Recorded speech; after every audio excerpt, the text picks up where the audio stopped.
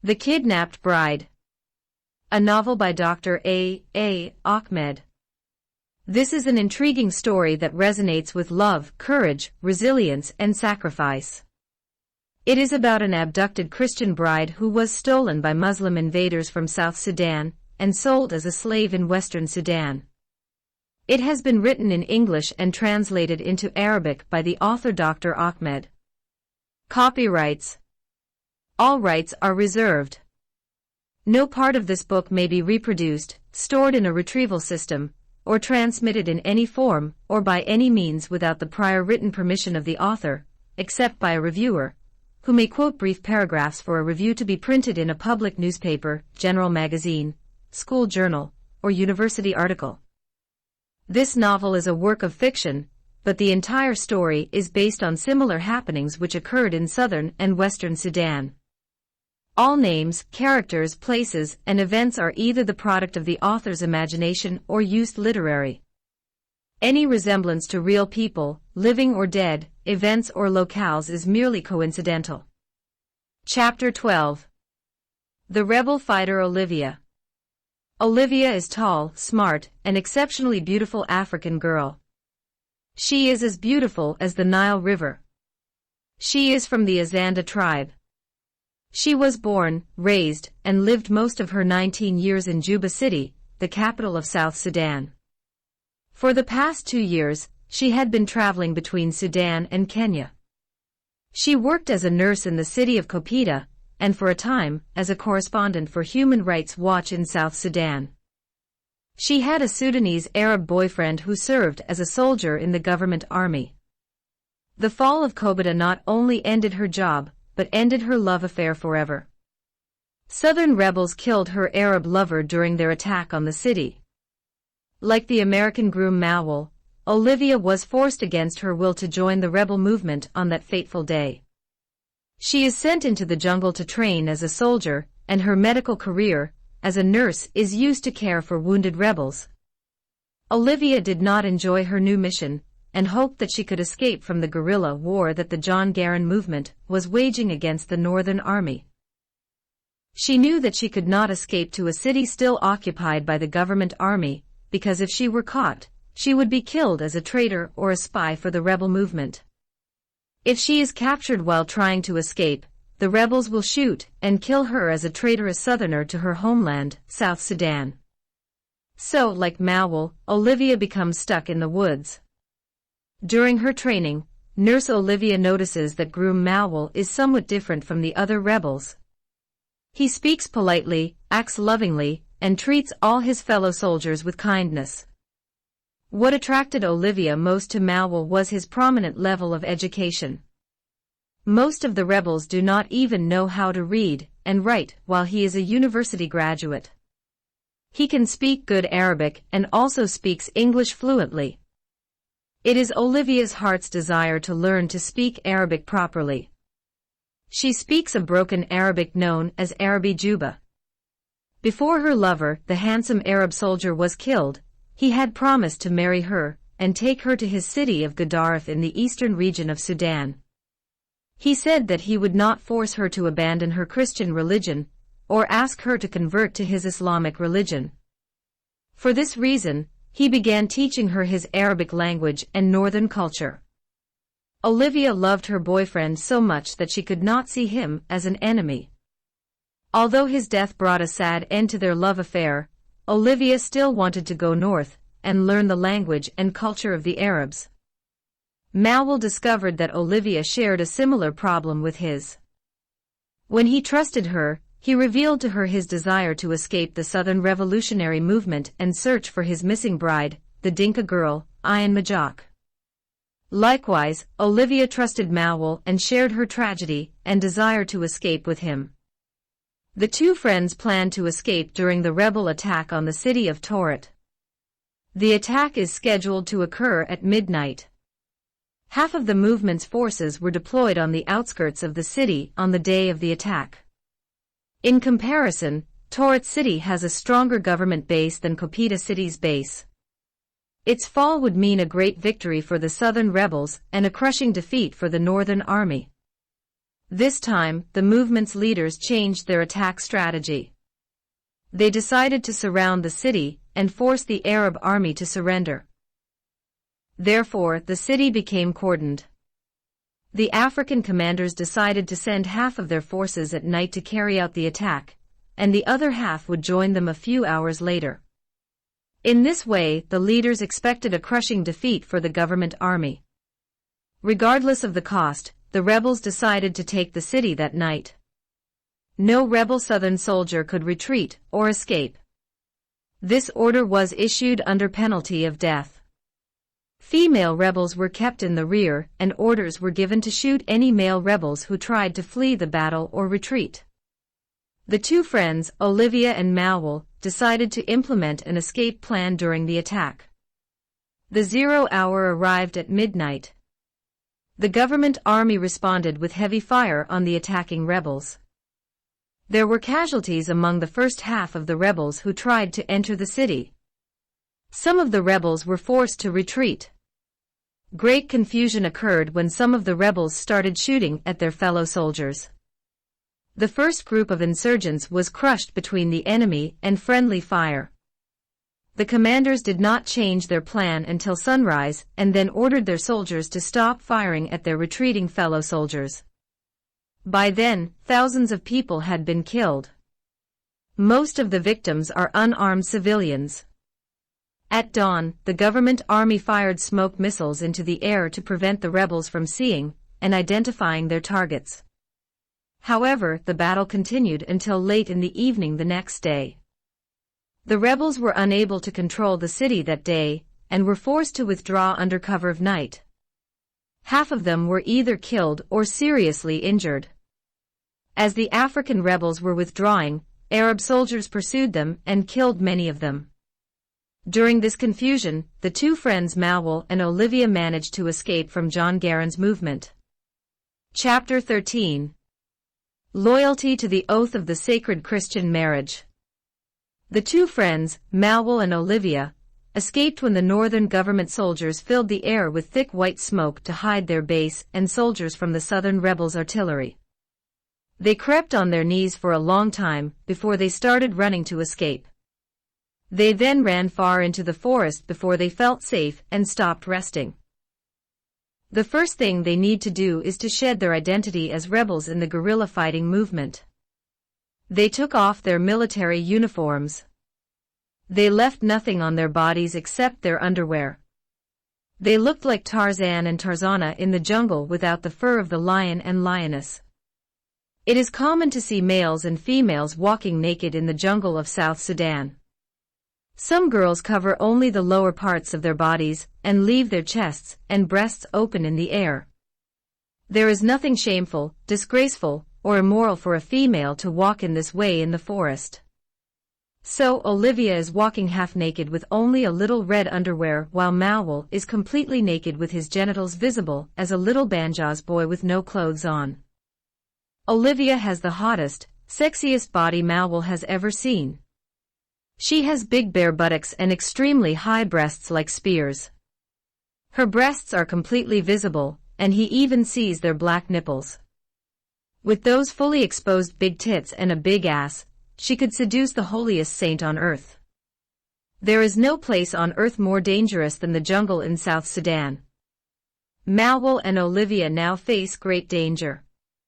They can be attacked and killed by wild beasts while they are roaming or sleeping at night inside the forest. To avoid such an attack, they decided that one must sleep and the other must guard him. They could not use the main road for fear that Northern Army soldiers or Southern rebels would spot them and shoot them from afar and kill them. Therefore, they have to walk among wild trees and in rugged and rough places. There is a high probability that a tsetse fly will bite them. No one knows that the tsetse fly has bitten him until he sleeps forever. It puts its victim into eternal sleep and does not allow him to wake up again. Malwell and Olivia spent their first night in a burned-out village that had been destroyed and plundered by the Arab Janjaweed. Only lizards, rats, ants, flies, and cockroaches still live in this ruin. The destroyed village reminded Malwell of his village and his lost bride, the beautiful Dinka girl, Ayan. He still has some memories of his childhood in his old village. He tried hard to remember the innocent childhood days he spent with his girlfriend, Ayan. She is still a child in his troubled memory. Wherever he went, he remembered her innocent face. She was larger in size than other girls her age. When he last saw her, she was 5 years old. Whatever the case, her tall shape and large body made her appear twice as large as any child at this age. She is a dark brunette, but her skin, face, and eyes shine like the stars of the night. Her eyes are large and brown with beautiful whites surrounding them. She has a beautiful face and an exceptionally attractive body even when she was a child in those childhood days. Those memories caused Mawel's tears to fall down his cheeks. Olivia understood the reason for those hot tears. She quietly walked towards Mawel and stood near him. Then she put her hands around him and pressed her body against his with an encouraging smile. Her large, perky, bare breasts pushed themselves against his back. This is the first time since they became friends that Olivia and Mawel have been standing close to each other. Olivia's broken heart found great comfort in Mawel's friendship. Her beautiful face and friendly nature comforted his bleeding heart. During their military service in the jungle, they spent a lot of time talking to each other. When their soldier duties separated them for an abbreviated time, they always missed each other's company. One day, Olivia stayed up all night waiting for Mawel to return safely from a dangerous mission he had been sent with some rebels to carry out at a military base for the Northern Army. When her boyfriend returned safely, the girlfriend couldn't hide her joy. She ran and hugged him like a very dear friend. On that day, Mawel suspected that Olivia had begun to treat him as more than just a friend but a lover of hers.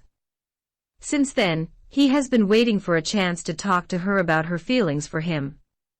When she came here today in the ruined village in the middle of the forest and hugged him from behind, he found himself in a demanding situation.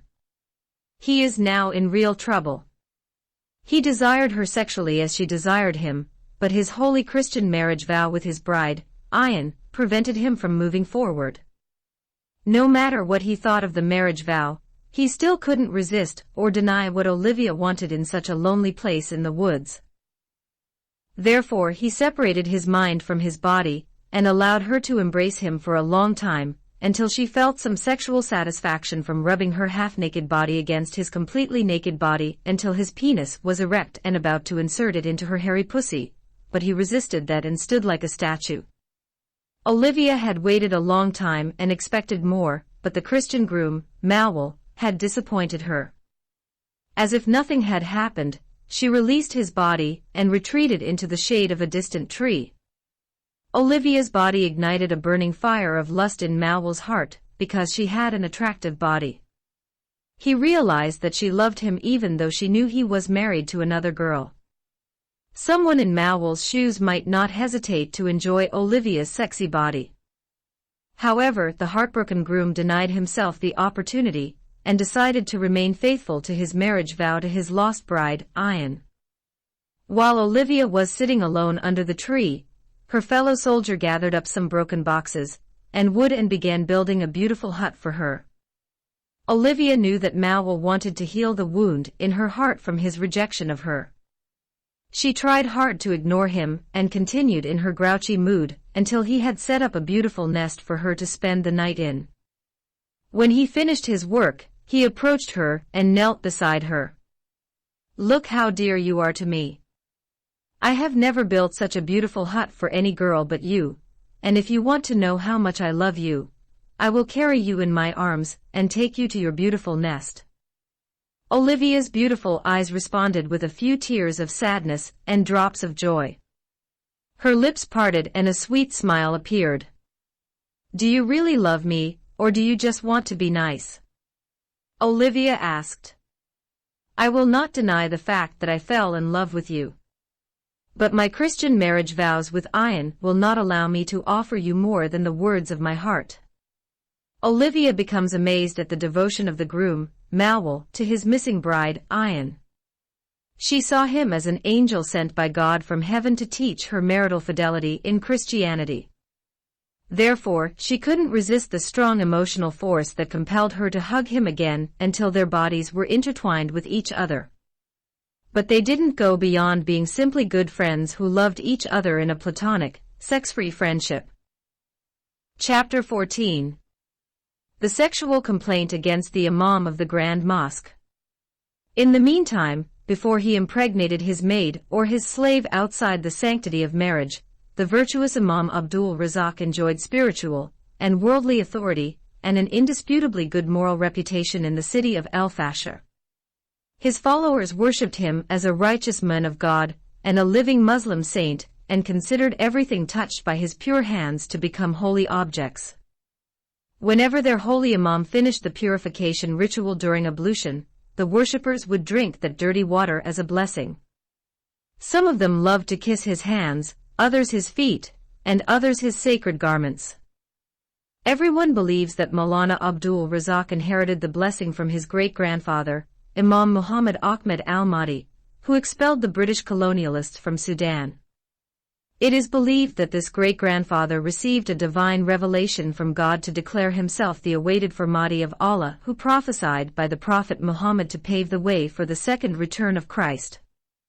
Moreover, it is believed that this expected Mahdi is a descendant of Al-Hasan, the son of the great Islamic Imam Ali bin Abi Talib, who was the Prophet's cousin and son-in-law because he married his daughter Fatima al-Zahra, who did not menstruate in her life despite having children.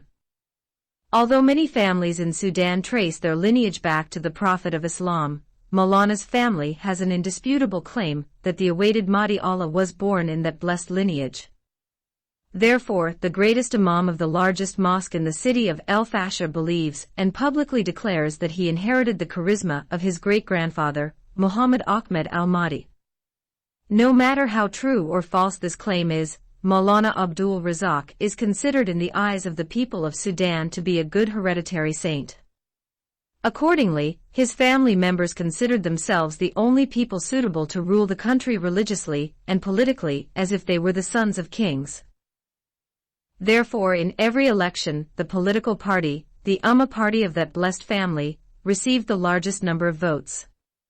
To talk in detail about the religious and political claims of Imam al-Fadil's family would take volumes to write, thus distracting us from our story of the kidnapped Dinka bride. The most important thing that we must quickly mention is that the sex scandal has begun to cause some considerable damage to the reputation of the blessed Imam. When the 6 witnesses overcame the shocking news, they rushed home and broke the terrible news to their counterparts. Their wives and daughters announced the scandal from the rooftops. The news hit people's ears like hot acid, and they did not rest until they conveyed it to 7 other families. The updated version of the sex scandal spread more quickly, traveling at the speed of light, and becoming faster than the previous version. It spread to all cities and villages in Sudan, then crossed the border and spread into the country of Chad. However, no one was found who would dare to take any action against the adulterous Imam. Parents discussed the scandal in their homes, students in their schools, employees in their offices, workers in their workplaces, patients in hospitals, and prostitutes and sodomites in whorehouses and secret night bars. They discussed it in wedding homes and places of mourning. However, no one moved against the Imam of the city's largest mosque until the Haram baby was finally born. She is a forbidden child. Her biological father, Maulana, named her after his late grandmother Sakina, who died a half-century ago. A person named Mr. Al-Dali, a political candidate and rival to Maulana's son-in-law, waited patiently until the sex scandal turned into flesh and blood. Mr. Al-Dali is a recognized lawyer and leader of a terrorist political party known as the Muslim Brotherhood. This is the only terrorist group approved by the ruling Sudanese government because the president of Sudan himself belongs to that horrific group. Mr. Al-Dali participated in his election campaign in the last elections but lost. Al-Sayed al-Saab, the son-in-law of the Imam who won the elections, was accused of fraud. The truth is that they are in disguise. Mr. Saab made some women cast their votes twice. These women covered their faces with Islamic black niqabs and cast their votes thrice in various constituencies. Everyone knows this fact, but no one can prove it.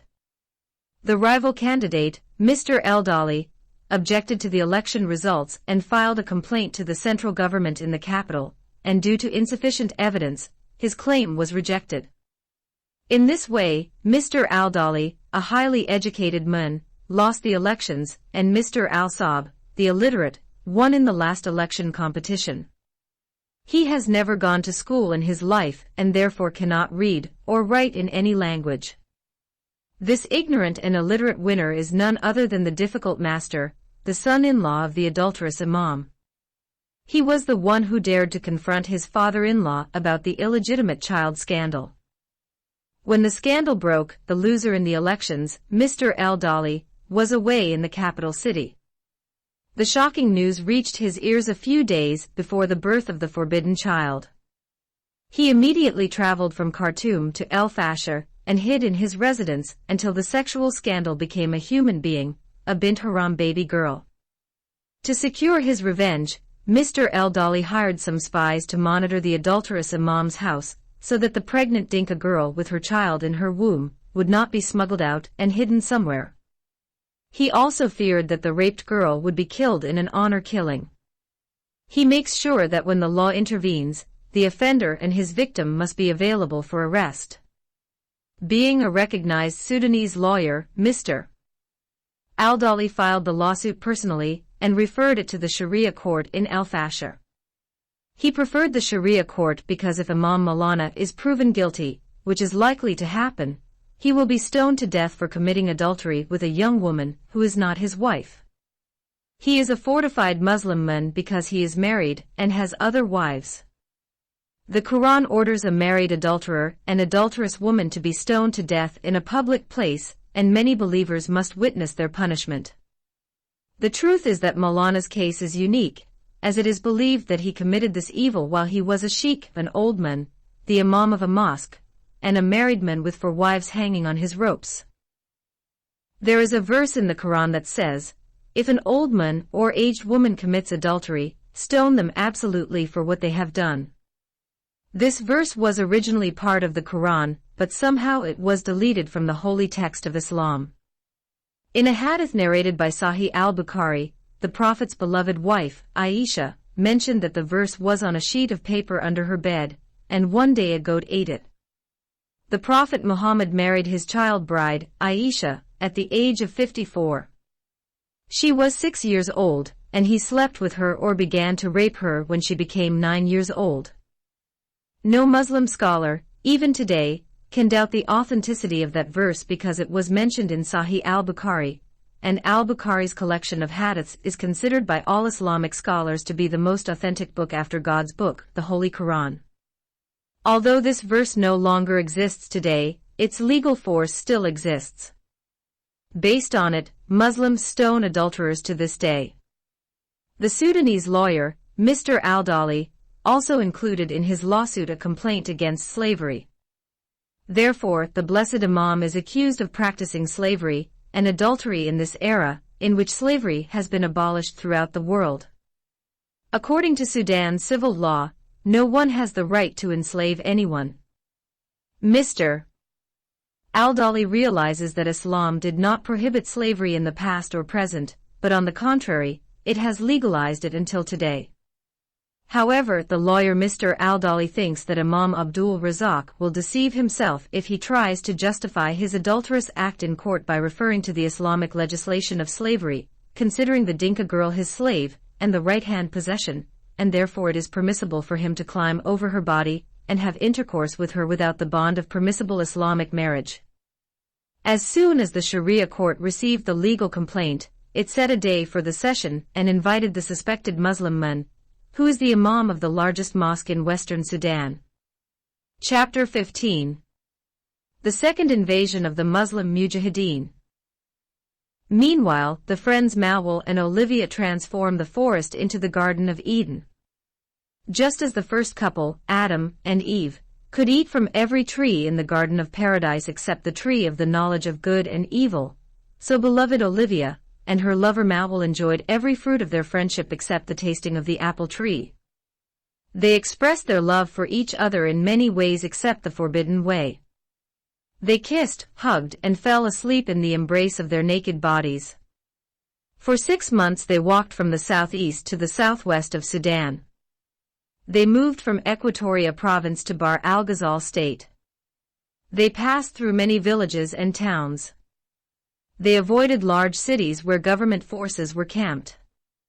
Wherever they went, they introduced themselves to people as husband and wife. They carried their firearms with them.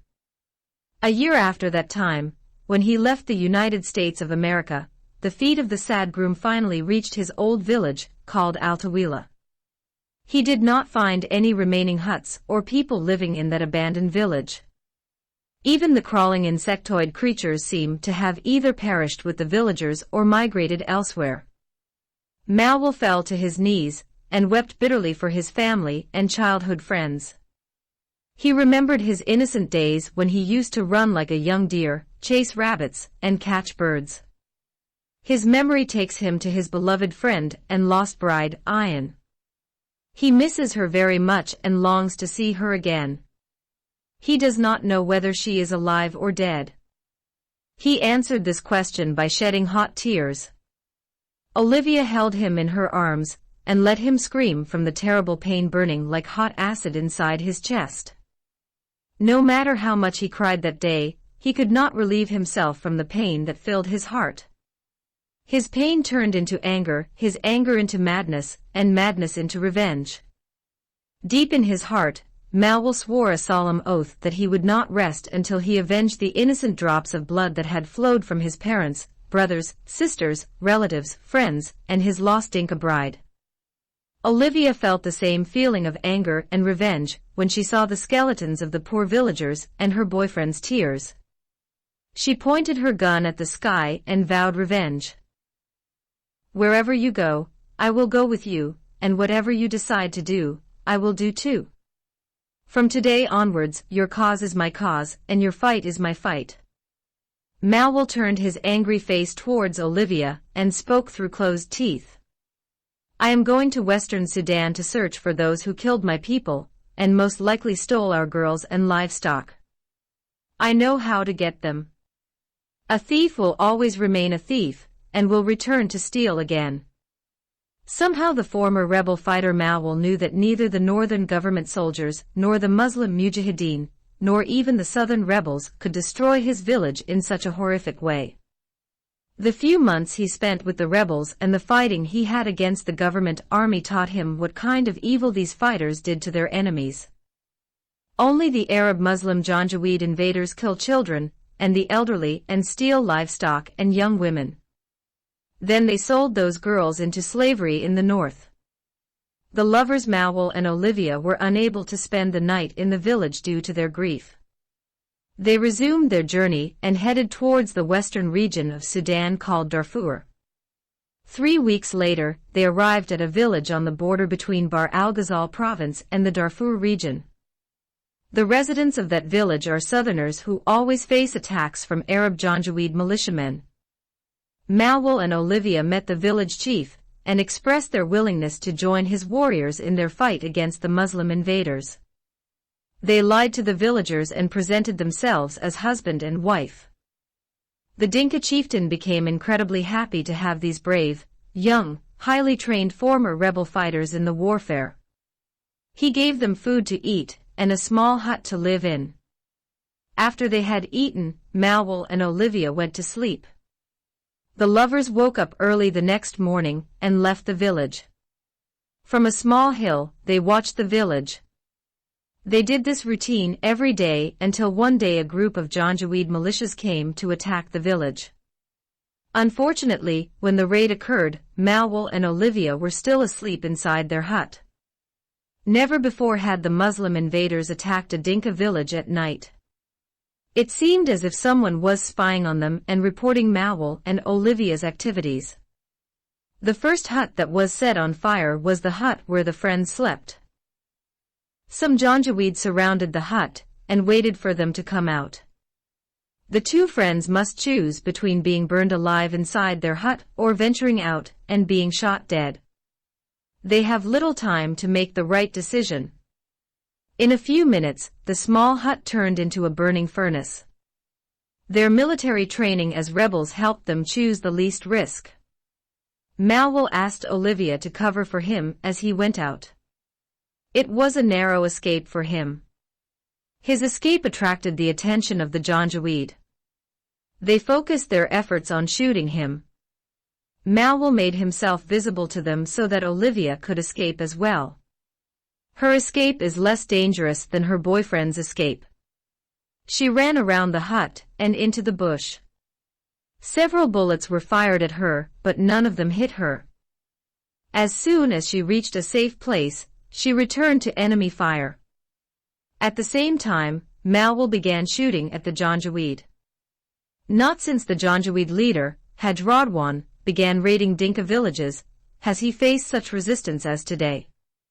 For 20 years he and his men attacked villages, and every year they took young women and cattle and returned to their city with these spoils. He always sells captive young Christian women to tribal leaders and other farmers as slaves and servants.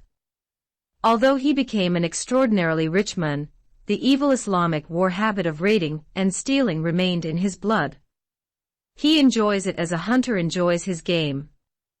Every year, Haj Radwan comes with his highly trained Mujahideen fighters. However, last year was an unbelievably bad year for him because he returned to his city empty-handed. The dangerous highway robber, the Hambadi Munwad Mahira bint Abood, took the Dinka girls, cattle, and horses from them, killed 10 of his men, and made the rest of them return on foot. Nothing saddened Haj Radwan's heart more than the loss of the beautiful captive Dinka girl, Ayan, whom he wanted to keep for himself as a sex slave in his palace-like home in Al-Fasher city. He would pay half his fortune to get that beautiful and sexy African girl back. He looked for her everywhere but did not find her. He did not know where the dangerous Hambadi Munwad Mahira had taken her or to whom he had sold her as a sex slave. So, this year Haj Radwan returned to the south to find a beautiful girl like Ayan.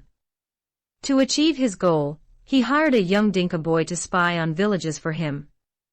This same spy is the informant who directed Haj Radwan and his terrorist Muslim men the previous year to the village of Ayan Tawila. This year, a spy saw Olivia and reported her to Haj Radwan. According to the report, she is more beautiful and larger in body than Ayan. She possesses all the sexy physical qualities any African young woman should have to ignite an unquenchable fire in a man's heart. She has highly raised breasts like spears, a big ass, and incredibly beautiful eyes. Her hair is curly and long like a horse's tail. The only flaw in Olivia, which Haj Radwan does not like, is that she lives with another man, and this reveals to him that she is not a virgin girl like Ayan. For an Arab man like him, virginity is more precious than silver and gold. The description of Olivia's beauty and sexy body made Haj Radwan attack that village. He was determined in his heart to kill her uncircumcised southern infidel Christian husband and capture her alive, whatever the cost. At this crossroads, Haj Radwan remembered the story of the famous Muslim Mujahideen commander, Khalid bin al-Walid, who heard about another Muslim leader who had the most beautiful Arab woman ever. The beautiful wife was called Layla bint al-Minhal, and her husband was known as Malik bin Nawara. Caliph Abu Bakr al-Siddiq sent Khalid to kill some Muslims who refused to recognize his caliphate after the death of the Prophet Muhammad. Many of them became apostates because they were forced by the sword to become Muslims. When Khalid's forces reached the tents of the apostates, their leaders came out and declared their allegiance to the Prophet Muhammad and their continued following of Islam. They told Khalid that they had finished praying and that the ablution water was still on their bodies. Khalid has been in a dilemma for some time. If he leaves them, he will disobey the orders of Caliph Abu Bakr and will not get a beautiful and sexy wife as a prisoner of war and his sexual slave. If he kills them, he may be accused of killing Muslims and enter hell. However, Khalid concluded that one beautiful woman with a hand reach is better than 72 beautiful virgins in heaven, or one bird in the hand is better than 100 birds in the sky. So the lustful commander Khalid slaughtered the innocent Muslim apostates, took their leader's beautiful wife, and slept with her on the same night that he spilled her husband's blood. Therefore, Hajj Radwan remembered the story of Khalid and ordered his men to kill the Dinka man and bring him his beautiful and sexy woman to be a sex slave with whom he could have sex without having to divorce one of his 4 wives and marry her, because she would become the queen of his right-hand possession, and he would be permitted to have sex with her without an Islamic marriage. Chapter 16. Victory over the Janjaweed. The fighting between the Mujahideen Muslim invaders of Hajj Radwan and the 2 friends Mawal and Olivia continued throughout the night. By dawn, the Janjaweed leader had lost half of his 50 men. The leader of the Arab Janjaweed understood that if he continued fighting against the infidel Christians, he might lose all the Muslim Mujahideen, who came with him to invade the Dinka villages, and he might lose his life as well. So he decided to withdraw to his temporary camp, which was located a 3-hour horse ride away. For a safe escape, he ordered 15 of his men to continue shooting at the infidel Christians, and 10 men to follow behind his horse. His plan worked perfectly, and he made it across safely and escaped alive. Olivia understood the plan and wanted to inform Mawal. She stopped shooting and started crawling on her knees towards her boyfriend. Her lover concluded that his girlfriend had been shot, so he stopped shooting and began rushing to save her. During this brief ceasefire, the other 15 Muslim men jumped on their horses and fled as well. "They're running away like cowards," cried Olivia when she saw the Arab knights fleeing the battlefield. So Mawal ran to a nearby horse, jumped on its back, and chased the fleeing Janjaweed. Olivia also mounted another horse and followed behind the cowardly fleeing Arabs. While the Janjaweed were fleeing the Dinka village, Mawal managed to kill 3 of them. Olivia shot down 2 more. One of them fell to the ground when Olivia shot his horse. She is about to kill him if her lover Mawal does not stop her. "Don't kill him, sweetie, because we need him alive to guide us to where the others are," Mawal shouted. The Janjaweed man dropped his gun and surrendered himself to the 2 armed friends. When they returned him to the village, the leader decided to kill him, but the 2 lovers asked him to keep him alive because they needed him to be a guide to the other cowards who fled the battlefield. It is a tradition in the South that when a Janjaweed, government soldier or Muslim mujahid is captured, he is killed in a very painful way. He will be peeled and skinned while he is still alive. After this cruel death, his skin would be used as an umbrella to protect the Dinka Sultan from the sun's rays. The southern chieftain wants to revive this custom if the 2 friends do not beg him not to kill him, because they want him to lead them to the city where Mawal's first bride Ayan was taken. The American man, Mawal, told the villagers that he had 2 wives. The Dinka Sultan himself has 22 wives at the same time. Although they are Christians, African men believe in polygamy. The number of wives depends on the person's wealth and physical and sexual ability. The Dinka chieftain became pleased with Mawal and Olivia's bravery, and so agreed to their request. Before he changed his mind, the 2 friends decided to resume their journey to the western region of northern Sudan, where the Janjaweed live, the majority of whom are from the Misriya and Rizgat tribes. The 2 lovers took enough food, water, and ammunition and rode 3 horses. The captive man is chained and mounted on one of the horses, and then forced to show the way. Before they left the village, they were able to find out what happened to the missing bride, Ayan, and the other Dinka girls. The captive men confessed that their leader launches annual invasions and regularly raids Dinka villages, killing men, women, and children, and keeping beautiful, virgin girls. He then sold these beautiful captive girls as slaves to the residents of the Darfur and Kordofan regions. The 2 friends also learned from him what happened to the girl, Ayan, and the other Dinka girls. He told them about their meeting with the brave Hambadi Mun Wad Mahira bint Abood. The Mun is one of those who survived the brutal assault inflicted on Haji Radwan's men by the dangerous Hambadi robber. But he said he did not know what happened to the kidnapped bride, Ayan, and the rest of the other southern girls after Wad Mahira forcefully took them from them. Then he warned Mawal and Olivia about the danger of that Hambadi Mun. The captured man said, "Even the devil is afraid to meet the dangerous bandit and his evil men." The fear in his eyes revealed to the two lovers just how dangerous the Hambadi Mun really was. He can shoot and kill a flying fly a mile away. He never misses his target. If you want to get to El Fasher city alive, you'd better avoid that dangerous Mun. We should follow the bumpy road and avoid the highway. The Mun continued, "Wad Mahira bint Abood attacks convoys and Janjaweed groups who are walking on the main highway." Mawal said through clenched teeth, "We are not going to the north to see the sights of El Fasher city, but we are looking for that evil Arab man who took our kidnapped Dinka girls and our livestock from your cowardly master, Haj Radwan. I'll show you where to find him, but please don't engage me in combat. I have no weapon, and I am chained." The Mun extended his bound hands. "You are a cowardly Mun," Olivia shouted angrily. "You can kill old people and children and rape young women, but you cannot fight a bandit like Wad Mahira. If that evil thief Mun shoots us, you will be his first victim." "I'm not a cowardly Mun." Something fierce and proud shone in the eyes of the captive Arab Mun.